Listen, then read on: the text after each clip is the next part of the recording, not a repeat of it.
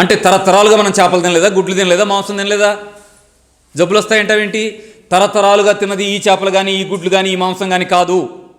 ఇవన్నీ కూడా వీళ్ళు కాన్షియస్గా తయారు చేస్తున్నాయి. జీన్ మాడిఫైడ్ ఇవి తింటే జబ్బులు వస్తాయి. ఏమొస్తాయి? హార్మోన్స్ ఇంబ్యాలెన్స్ అవుతాయి. ఒక్క మాట చాలండి, హార్మోన్స్ ఇంబ్యాలెన్స్ అయితేనేమో ఒక్క మాట చాలు. ఎందుకంటే పిల్లలు ఎంతమంది పిల్లలు పుట్టట్లేదని సంతాన సాఫల్యత కేంద్రాల చుట్టూ తిరుగుతున్నారు మనకు తెలియదు. వాళ్ళ బాధ మన పిల్లలేగా. హార్మోన్స్ ఇంబ్యాలెన్స్ అయ్యాయి కదా. 10th వాళ్ళు, ఇంటర్ వాళ్ళు, డిగ్రీ వాళ్ళు, ఎంబీఏ, ఇంజనీరింగ్ చేస్తూ పిల్లలు పీసీఓడి ప్రాబ్లం అండి, పెయిన్ వస్తుందండి అని వచ్చే ఇట్లా సలహా కోసం. ఏంటి? హార్మోన్స్ ఇంబ్యాలెన్స్ అయ్యి కదా.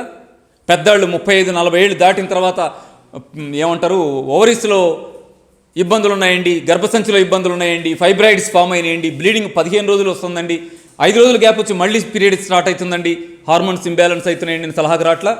అంటే ఎంత నరకం అనిపిస్తున్నారు మన వాళ్ళు. కారణం ఏంటి? Hormones imbalance. హార్మోన్స్ ఇంబ్యాలెన్స్కి ప్రధానమైన కారణం ఏముంది?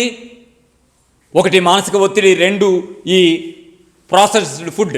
ప్రాసెస్డ్ ఫుడ్ అంటే మనం ప్యాకేజ్ ఫుడ్ అని చూస్తుంటాం. ప్యాకేజ్ చేయకుండానే శుభ్రంగా ప్రాసెస్ చేసిన ఫుడ్లో బాయిలర్ కోడి మాంసం ఒకటి, బాయిలర్ కోడిగుడ్డు ఒకటి గుర్తుపెట్టుకోండి.